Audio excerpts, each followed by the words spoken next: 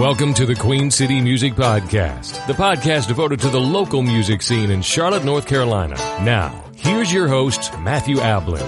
Hello and welcome to episode 54 of the Queen City Music Podcast. This episode of the Queen City Music Podcast is sponsored by Middle Sea Jazz, Charlotte's premier jazz club located at 300 South Brevard Street in Uptown Charlotte.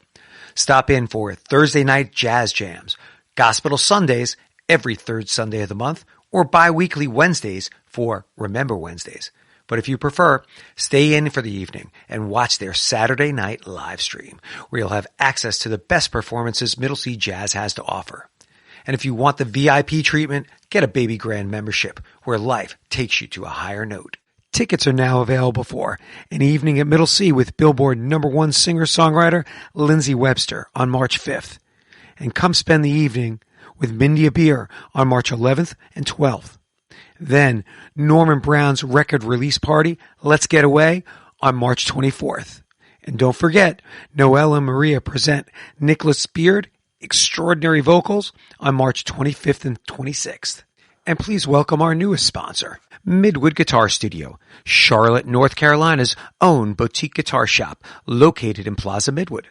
Midwood Guitar Studio not only has the finest selection in boutique guitars, but also familiar names like Fender, Martin, Taylor, Two-Rock, and many others. Whether it's a guitar, bass, amp, effects pedal, or a much-needed accessory, the knowledgeable and friendly staff at Midwood Guitar Studio will help guide you in the right direction for your next purchase. Visit their website at midwoodguitarstudio.com or stop in to see their unique shop at 1517 Central Avenue, Charlotte, North Carolina. I wanted to remind listeners that my recent release, You and Me, is currently available on all streaming platforms. Also, there are lyric videos available for several of the songs that you can view on my YouTube channel. Please like and subscribe if you're so inclined. Also, if you'd like to learn more about me and all the things that I'm up to, head over to my website at MatthewAblan.com. I'll leave a link in the show notes to both my YouTube channel and website to make it easy for you. I also wanted to make mention that as I record this episode of the podcast, I've recently heard of the passing of Chris Garges. Chris was well known in the Charlotte music community, not only as the owner of Old House Studio, but as a recording engineer, a producer, and a very talented percussionist. In August of 2021, Chris was kind enough to come and tell his story on the Queen City Music Podcast. He had given me a tour of Old House Studio prior to the interview and was very generous with his time. He was a longtime Charlotte native and a gem in the Queen City's musical crown. His presence will be missed. Go back and check out episode 47 of the QCMP to get Chris's full story. This month, on episode 54 of the Queen City Music Podcast, I'm speaking with classical guitarist Marina Alexandra, whose recordings have received praise from Classical Guitar Magazine and the American Record Guide. Not only is Marina a talented performer, she's also a dedicated teacher, having served on the faculties of Furman and Wingate universities, as well as Columbia College. Plus, she's also the founder and director of the Guitar Muse Society and the Southern Guitar Festival and Competition. Marina Alexandra, welcome to the Queen City Music Podcast. Thank you, Matthew. So I always start the podcast off the same way, Marina. Are you originally from the Charlotte area? No, I am not. I actually was born in Russia, and around age 3, I moved with my mother to Ukraine. Oh, okay. And I guess everybody knows where Ukraine is now. What's going on in the news, of course, yes. Yes. So I lived in Ukraine for 17 years. And around age 20, I moved to the United States to continue my studies in music. I was awarded a full scholarship to study for my master's in guitar performance degree at the University of South Carolina. Oh. And I lived in South Carolina for a little while, and recently I moved to Charlotte. Okay. So honestly, I always wanted to move to Charlotte, and I remember visiting a few times and always felt like there was excitement in the air. And almost 3 years ago, I finally took a leap of faith and convinced my family to move to Charlotte. So I can't tell you how much I love this city. I love it for its diversity, cultural vibe, and the fact that it's keep growing and developing, it feels like Charlotte is always on a move towards a progress. People don't end up in Charlotte. People really want to move to Charlotte. Yeah, it is definitely a growing place. And the funny thing is that it's becoming a bit more metropolitan. There are people from all over the world moving here.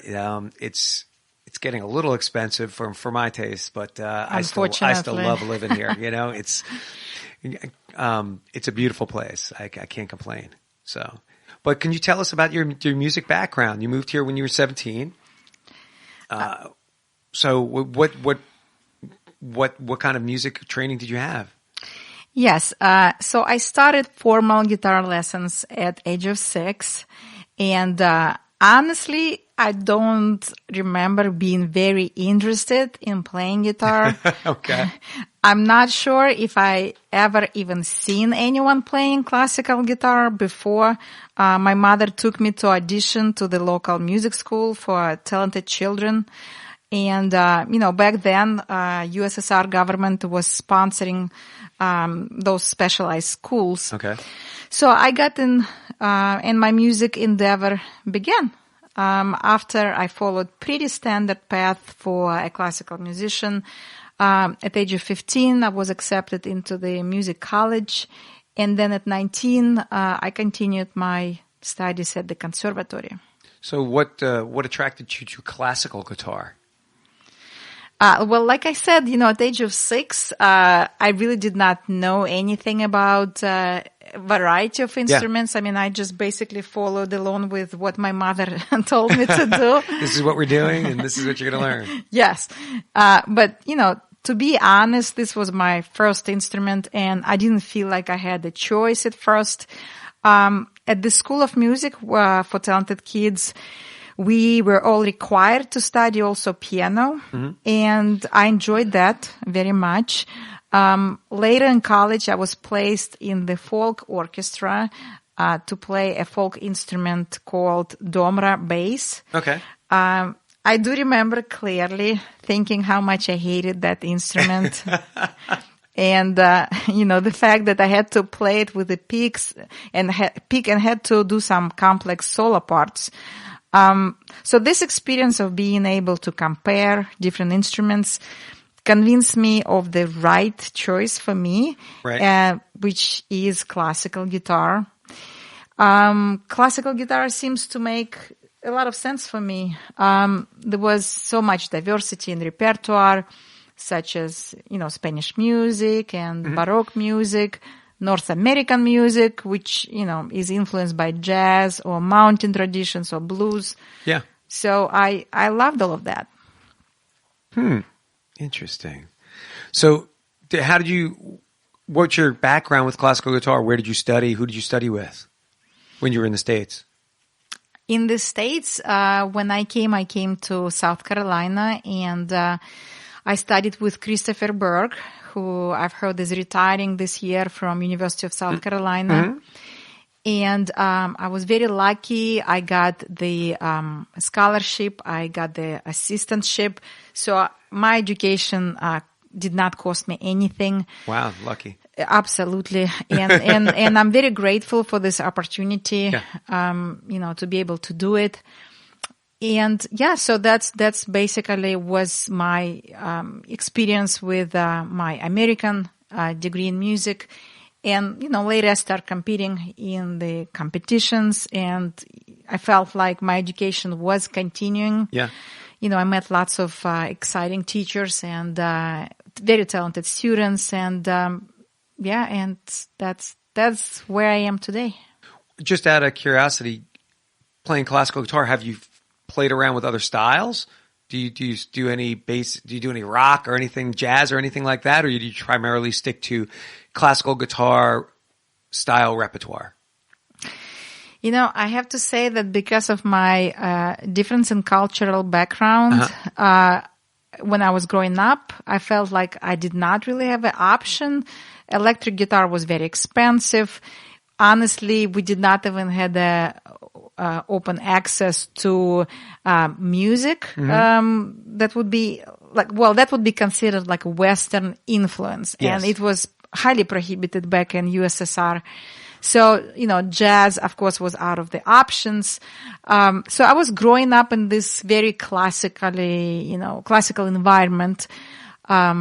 But I always wanted to do something else. And, just a few months ago, I ended up buying my first electric guitar. Oh, wow. Okay. And that's exciting. It is. Now, the challenge is, open the case and start learning it. That's amazing. I love it. So you have 3 recordings currently available. You've been doing a lot of playing. You've recorded. Can you tell me a little bit about each of the recordings that you have? Yes. I feel like, all my recordings had a very organic beginning. I never really planned these projects. I remember when I was about to graduate from the University of South Carolina, I asked my teacher, Christopher Burke, what should I do next? And he said, well, you probably should start booking concerts. And just start booking concerts. And I asked him, well, how does someone do that? And I remember he said, well, you probably need to record a few songs to send around. And I thought, well, why would I just do a few songs if I have all those pieces, prepared for my graduate recital? Yeah. So I basically end up recording the entire album, and I named it Timeless Enchantment. Oh, okay. And, that album, in my opinion, was very traditional. It had a little bit of everything. It had Bach and some Latin American music by, such famous composers like Piazzolla and Jorge Morel. I did some, Russian music and, of course, tangos by Roland Diaz. Was that music that you picked, was it specific to the CD, to the recording, or was it something that you had repertoire that you were already playing? That was a repertoire I was already playing, and the reason it had a little bit of everything, because that's kind of a standard practice for your graduate recital. Okay. You want to represent, your ability of being able to play different styles of music. Yes. Within classical tradition. So that's why I said, like, this first album was really quite, traditional in the scope of music I presented. My next album came a few years later, and the idea was originated by one of my fans who used to come to all my concerts. And he said, Marina, you seem to play quite a lot of music by this Russian composer, Nikita Koshkin. Yes. And people seemed really be taken by these works. They're very intense and funny. So he said, why won't you record an album, dedicating to this composer? And he also did something that, probably pushed me a little bit further, is that he offered the financial assistance to produce this album. So this is how A Moment of Magic album was born. And on this album, I basically recorded some of my most favorite works by Nikita Koshkin. And I'm so grateful that this, fan of mine recommended this, because I probably would never think about it. When did you record that Nikita Koshkin CD? It was recorded in 2006. Okay. And, this album really opened up lots of doors for me in the classical guitar world. I felt like I became a little bit, noticeable. Fingerstyle Guitar Magazine and Classical Guitar in UK and the Record Guide, among others, gave me really nice reviews. Wow. And, and I felt like, if I would get an invitation to a festival, people would always kind of hint me that they would like for me to play music by Nikita Koshkin. Right. It seemed like it probably became my signature in a way. Okay. He's got some wonderful, wonderful material. Yes, I think so too. So my last album, well, I hope not last, but a third album was produced in close collaboration with a great flutist, Terry Forsher Milter. Okay. At that point, she lived in Columbia, South Carolina. And one day I just received a call out of blue from her asking if I might be interested in playing in duet. And I said, sure. And, 3 years later, we end up producing an album together calling America from North to South. How did she know about, how did she find out about you? Was it through friends? Was it through a recording? Did you ever find out how she got your name? Well, because she lived in the same city at that point in Columbia, South Carolina. I think she started asking around, and some faculties at USC recommended me, if I recollect this correctly. Yeah.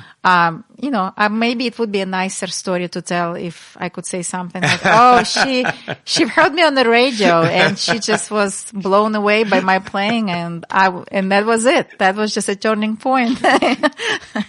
But yeah, so the story is very, casual, nothing. Yeah. Well, I just ask because sometimes guitar players and flautists or flutists run in different circles. Yes. So to hear about somebody, unless you're teaching at the same school, or a friend of a friend or something like that, it's I couldn't tell you one flute player or flautist in Charlotte. Couldn't tell you one.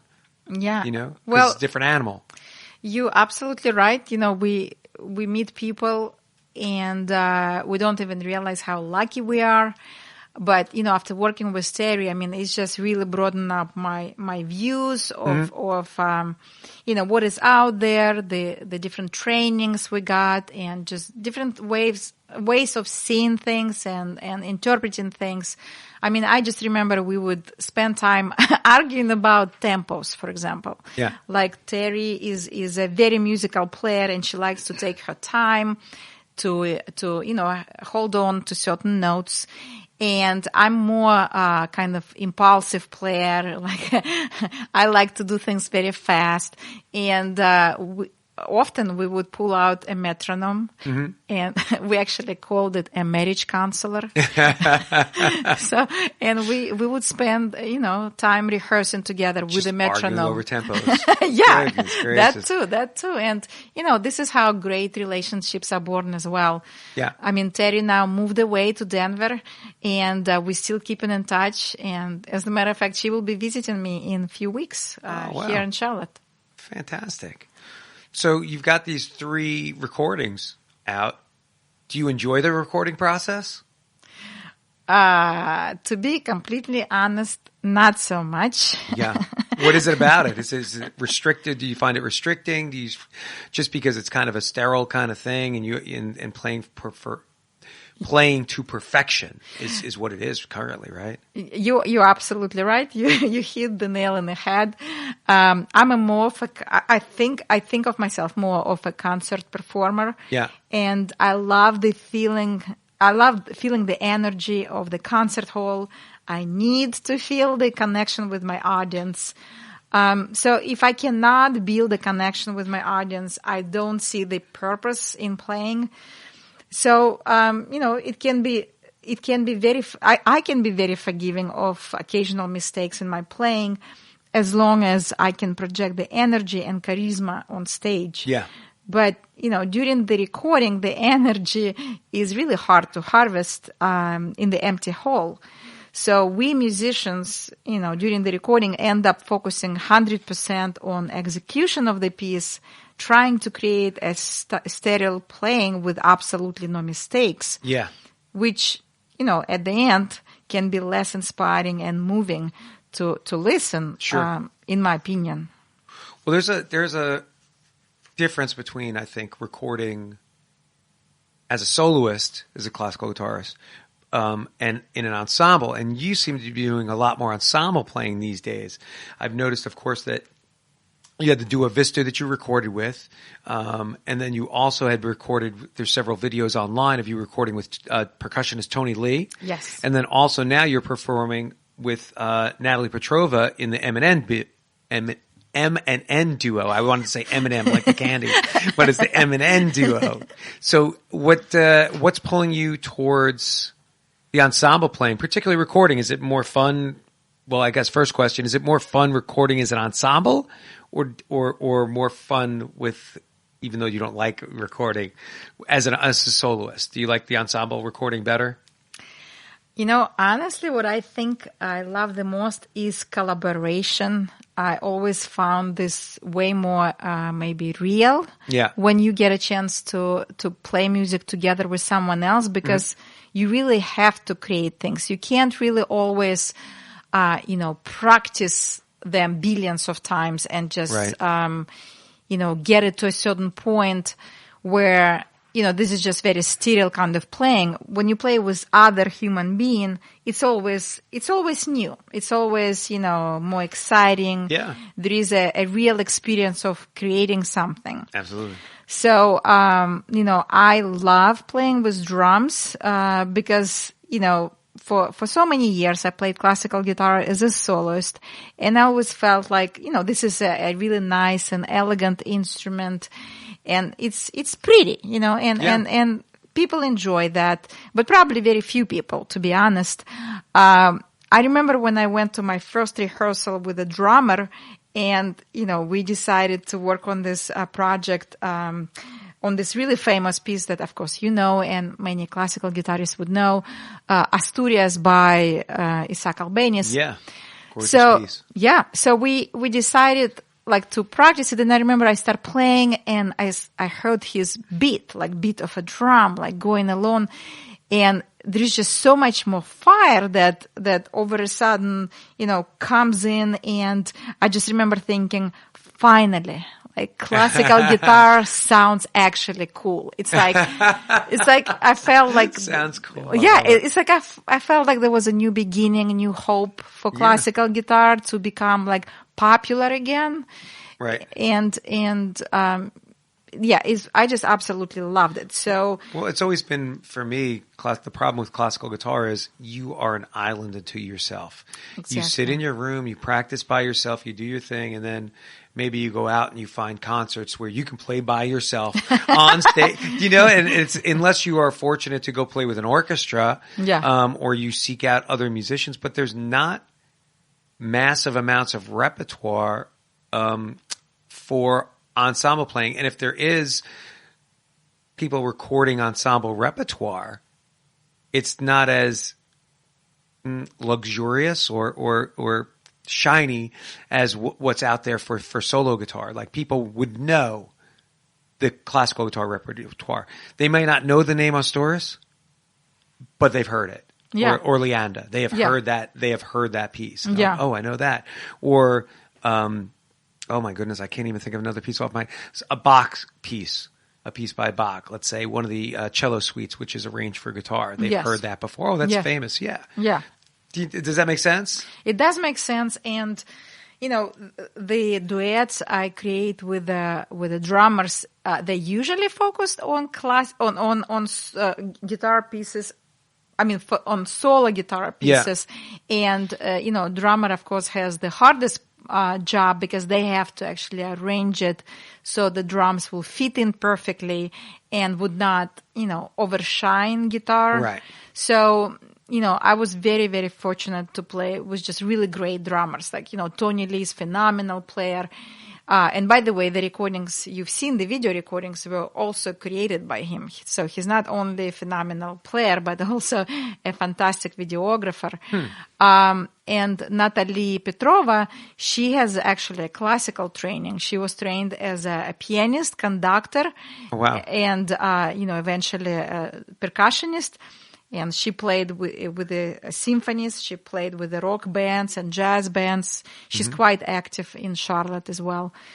So yeah, I was absolutely lucky this way. And, going back to the recording process, when you have so much fun, creating music together, then the recording comes as a final product of this, fun ride that you experience with another player.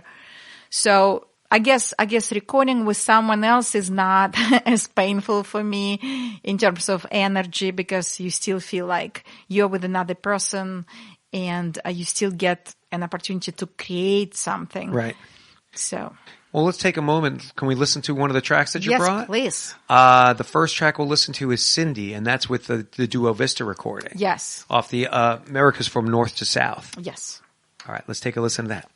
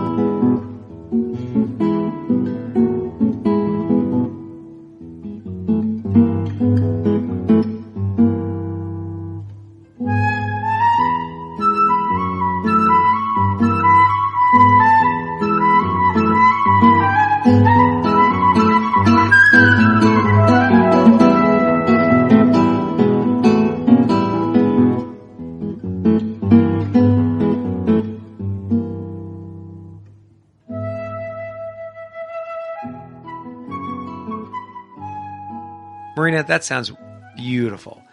Can you fill us in on this song? 'Cause, I mean, I know the history of it a little bit, being having studied classical guitar, but tell the audience, fill them in about the piece.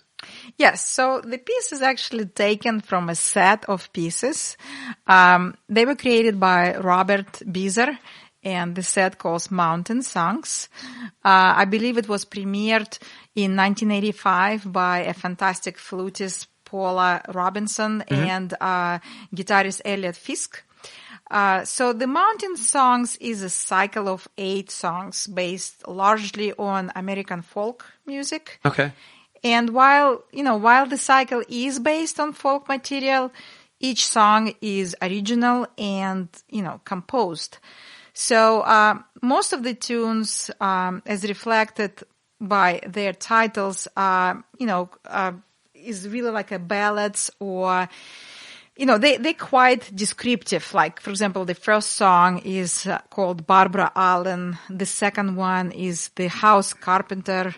Third one is He's Gone Away. So, like I said, there is 8 of them. And the one that you chose to play, or maybe I chose to play, is Cindy.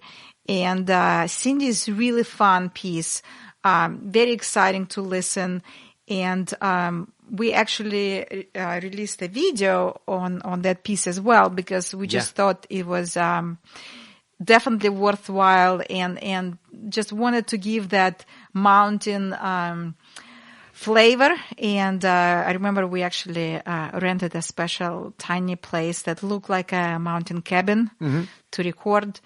To record the video, or yes, to record the album? To record the video. And of course, when you create a video, you also create an audio. Audio was created in a professional studio at USC. But for video, we rented a cabin. Where did you were living in Charlotte at the time of this recording? No. Where were you? Still in Columbia, South Carolina. Oh, okay. All right. Where did you guys go into the studio to record this album? At University of South Carolina. Oh, okay. Yeah. Great. Can we check out another tune that you brought? Yes, absolutely. All right, let's check out, you did a version of a song called Sunburst by Andrew York. This is actually a solo guitar piece, but you have accompaniment with Natalie Petrova and the M&N duo. Yes. All right, let's take a listen to that.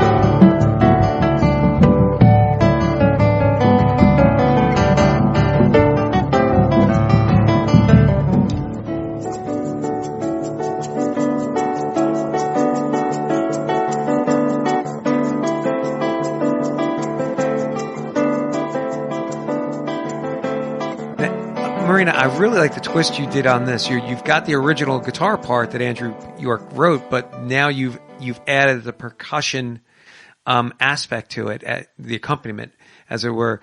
What was the inspiration to do this song and add percussion to it, particularly since it's not really a typical song that has percussion to it?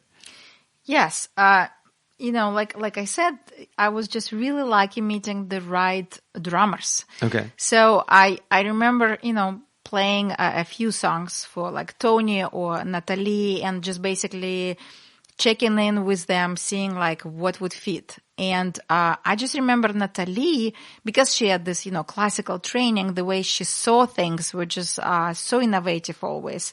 So I remember playing this piece for her and saying, like, do you think, like, we can do something with it? She's like, absolutely. And, we use a full drum set to arrange the song. And of course, she's doing all of her arrangements. I mean, once in a while she's playing something and I would like, nah, like, don't do that. I don't like that. Yeah. And, and sometimes she tells me like, hey, like, I think you're playing this pretty flat. Let's put some spark into it. Yeah. So we both have, our inputs, during the creation of this arrangement. So, what I personally love about Andrew York is that, he has a classical training, but also, he's very diverse musician. He's, also has a great background in jazz playing. And, his compositions, they blend the styles of ancient eras with modern musical directions. He creating music that is, once vital, multi-leveled, and also very accessible. So, in my opinion, Sunburst is just one of these most popular works that gives a certain folk and Americana essence that is highly appealing to everyone and like I said, very accessible to listen. So you've been doing a lot more ensemble playing. I think I was talking about it earlier, but so you're doing ensemble playing now. Do you enjoy the ensemble playing more than the solo playing? At this point in my life, yes.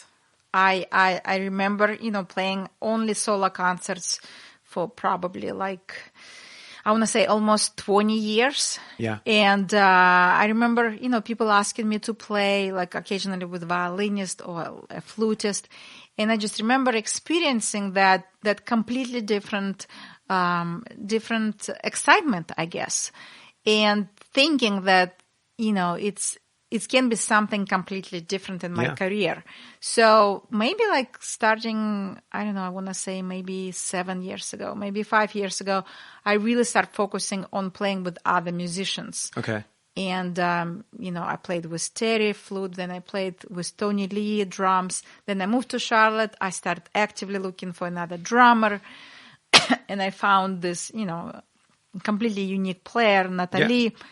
Yeah. And, just literally 6 months ago, maybe less than 6 months ago, I got a message on Facebook from a person I met once. I came to her concert when she came to Columbia, South Carolina, and her name is Angelina Reed, and she's playing this quite unique instrument called domra. It's a Russian instrument that was developed from a lute family. Okay. And Angelina basically texted me and said, hey, like, I follow you on Facebook. I love what you're doing. And I would love to, pair up and play with you. And I thought, great. And I said, well, let's talk on the phone. And, what I thought would be like, a 15 minutes talk ended up being like 3 hours conversation about, many, many things. And sounds like the conversation we had before we started recording. Yes. Started talking for like an hour. Yes. And, so we just clicked. And, she was, sweet enough to drive from Atlanta. I mean, she lives in Atlanta. I'm extremely excited about our concert tour that we are planning for next year. Oh, wow. We found an agent who's very interested in our products. Okay. Sounds funny, products. Yeah. But so we're in the process of recording some videos as well. Great. So any chance of an album? Maybe not now. The way I feel about albums is that, like I said, they have to kind of come organically. Yeah. As you know, the musical world is very difficult in the sense of, I don't think lots of people are producing albums to make money anymore. I feel like people producing the albums to basically showcase the product that they created together. Mm-hmm. So I'm assuming we probably will be on a concert tour for a few years before we will feel that it's time to sit down and and record this, music endeavor. Yeah. Or even if it's just a couple of tracks and you just do one or two songs so that Absolutely. people can, hear it and you can put it on Spotify or something like that. That is genius idea for sure. I try. It doesn't happen often, but every once in a while I get those ideas. So fill us in a little bit. You are also a devoted teacher. You've been teaching a long time. Can you tell us about your teaching, where you're teaching, what kind of students you're teaching? Yes. And thank you so much for asking me this question, because I am really passionate about teaching. And, for the last 25 years, I taught in a few universities. I taught at University of South Carolina in Aiken. I taught in Columbia College in South Carolina, Wingate University, in North Carolina area. And most recently, I taught at Furman University. Okay. So in addition to that, I do like to keep very active private studio here in Charlotte. Primarily teaching classical guitar? Yes, I teach classical guitar, and funny enough, I also teach beginning piano. Oh, wow.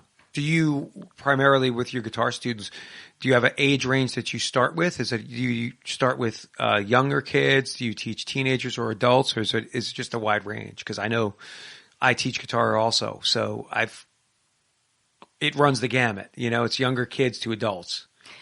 I'm afraid our path is absolutely similar. Mm-hmm. I usually interview students especially when we're talking about young students. Yeah. If the student is, showing the true interest in music, if the student is excited about music, if the parent is committed, which is, as you know, a very crucial part of, yes.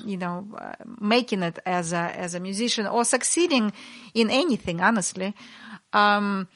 So I would take student probably as young as 6 or 7 years old. Mm-hmm. I also do teach teenagers. I also often get calls when the student is already a capable player but would like, additional master classes for auditioning to the school, to the music school. I also teach adults who interested in continuing their education that maybe they started back when they were young. Right. Or someone who just wants to start from scratch. Right. So I have a wide spectrum of students, and I really do enjoy that because you get experience completely different angles of teaching. All right. That sounds awesome. Yeah, I love teaching. It's you're giving back in a sense, all the stuff that you've learned, and you kind of get to pass that on to students, whether they are kids or whether they are adults. I mean, they get to learn and experience something through how you have done it. There's something unique about it. Yeah, absolutely. Like I love seeing my students to progress and grow musically. I love seeing a spark in my students' eyes at the moment when things click. Yeah. And they feel accomplished. I guess I'm like you. I hope that, I can make an impact and have some positive influence on my students' lives. I try to develop a sincere and genuine relationship with all my students. Where, they feel comfortable talking about things outside of music world. Yeah. I believe that for us, humans' ability to connect always should come first, and everything else will follow. That's a wonderful thought. I don't think I could have said that any better myself. Oh my goodness!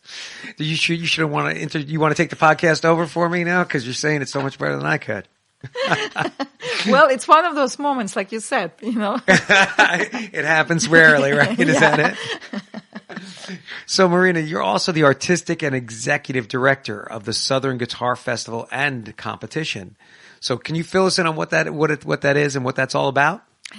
Yes. I would love to talk about this great project.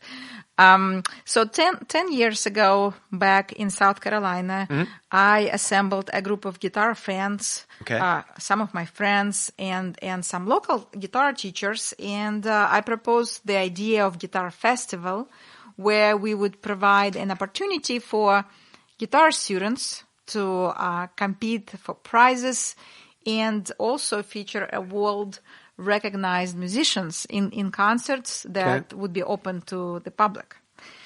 We obviously had no funds to take on such ambitious project. Right. So we together decided to create a yearly guitar gala where we would fundraise for our Southern Guitar Festival.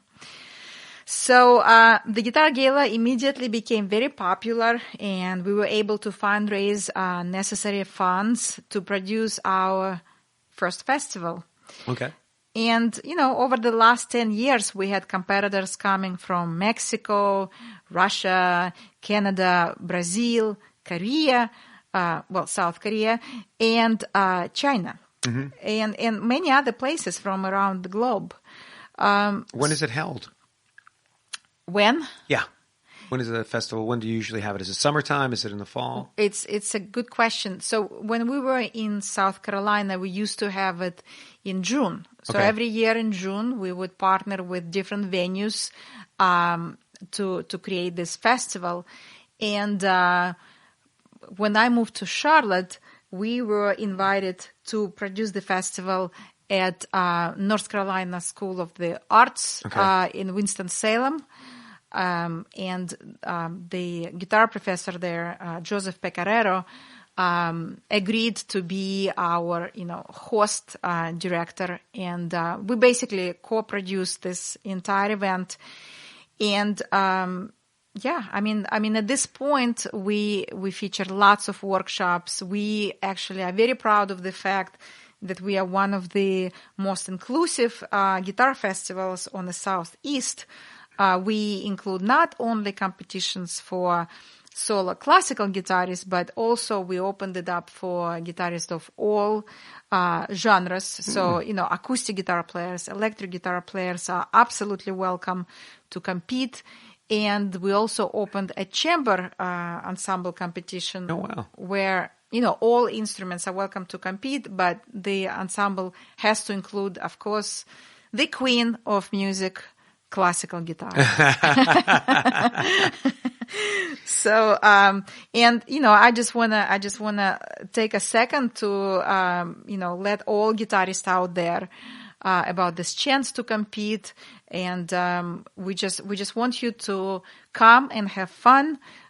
You have a choice to, compete for prizes or not to compete, just come to concerts and kind of breathe this guitar air for 24/7 for 2 days in Winston-Salem.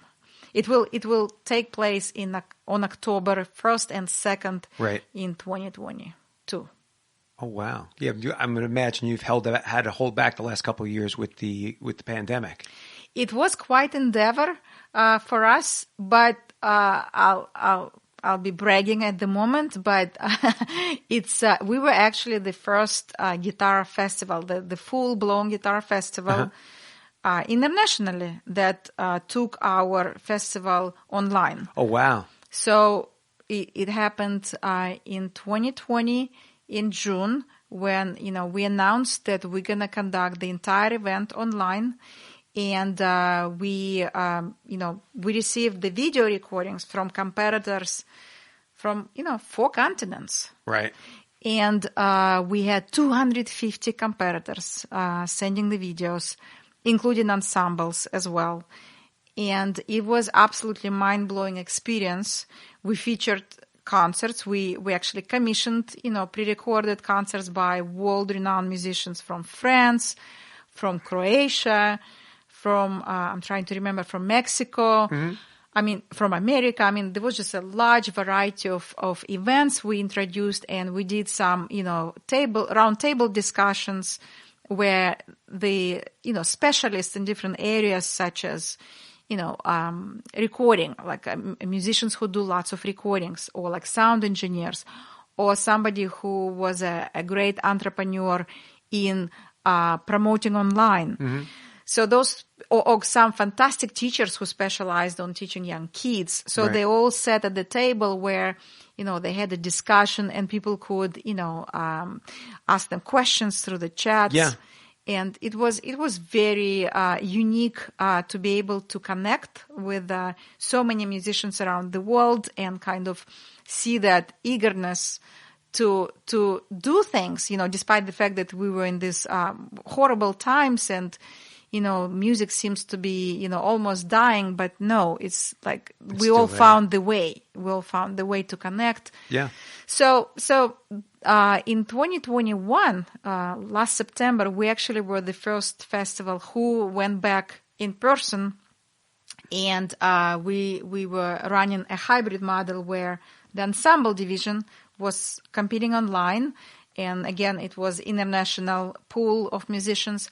But solo divisions were competing in person in Winston-Salem. So we are planning to repeat this hybrid model this year, where Ensemble divisions will compete online through video recordings, and we will feature all those musicians online. And solo players are welcome to come to Winston-Salem Right. in October. Amazing. I love it. I have to get down to see it. I have not been to one of the Please. guitar competitions. You have a VIP invitation from me. I would love to do it. So as we start to close things out, Marina, what do you have anything coming up that you can talk about? I know this podcast will be coming out in March. So do you have anything from March or later coming up besides the Guitar Festival, the Southern Guitar Festival coming up that you can name off the top of your head? Well, honestly, not, because, people don't book concerts at the moment. But like I said, Right. we are planning to start booking our concert tour that will begin, in 2022, like fall of 2022, Okay. maybe even in spring. It really depends. Like, Okay. we all felt like, okay, now it's time. Like, we're all getting better. We all got our shots. Sure. Things gonna open up. But surely enough, it just opened up for a few days and Yeah. closed back in. That's true. So life is still uncertain, but I feel like I have a bright future ahead of me with my newly formed duo with Angelina that we called String Time Okay. duo. So we are planning to do a few concerts together. Okay. Well, how do people get in touch with you to find out all the things that Marina Alexandra is up to? Yes. Well, Marina Alexandra has a website. Okay. and it's called marinaalexandra.com, and Alexandra is spelled with X. Okay. So at the end there is R-A. Some people thinking it's Alexander. Funny enough, this was not actually my real last name. Oh. I came to this country with a very complex Russian last name that absolutely no one could pronounce. And just for the fun of it, I'll tell you, it's Rukavishnikova. So yes, and that's exactly. Say that one more time. Yeah, that's exactly why it's not my last name anymore. Ah. It's Rukavishnikova. Rukavishnikova. Excellent. Rukavishnikova. Yeah. That's not bad. So, one of my very first concert agents, when she saw this last name, she said, "Marina, you have the look, you have the skills, but your last name not gonna fly." So she's like, "What is your middle name?" And I said, "My middle name is Alexandranova." And she's like, "Okay, this is better. We can work with that." Yeah. So she actually convinced me to go to a civil court and present my case as a, concert musician. Here's my messed up Russian name. Let's switch it to my middle name. So I officially became Marina Alexandra. Ah. So my driver license is under Marina Alexandra. Well, you won't be the first person, I'm sure, because there's plenty of people, rock stars and other performers that I know have changed their name or at least their performance name just so they can, it looks better on paper for performers and for us Americans who can't pronounce things. Yeah, and for me, for spelling purposes for sure. Oh, better. Man, that must have been something to write out, huh? Just 15 minutes just to write out your name every day. Yeah, or spell it out on the phone. Oh my gosh. Yes, ready? R. Marina, it's been a pleasure having you on the Queen City Music Podcast. Thank you for coming on today. Thank you, Matthew, very much for a fantastic opportunity, and just truly a big fan of everything you do. Thank you so much. All right, have an awesome day. Thank you. Thanks for listening to episode 54 of the Queen City Music Podcast, and I hope you'll go back and check out past episodes. You can find the QCMP on all your favorite streaming platforms. As always, if you have an idea for an episode or would like to be a guest on the QCMP, reach out to me at qcmusicpodcast@gmail.com. Also, check out our local partners, Records on the Wall at rexonthewall.com, Reporting from 20XX at reportingfrom20xx.wordpress.com, and Queen City Live at instagram.com/Queen City Live Music. Until next month, be well and stay safe.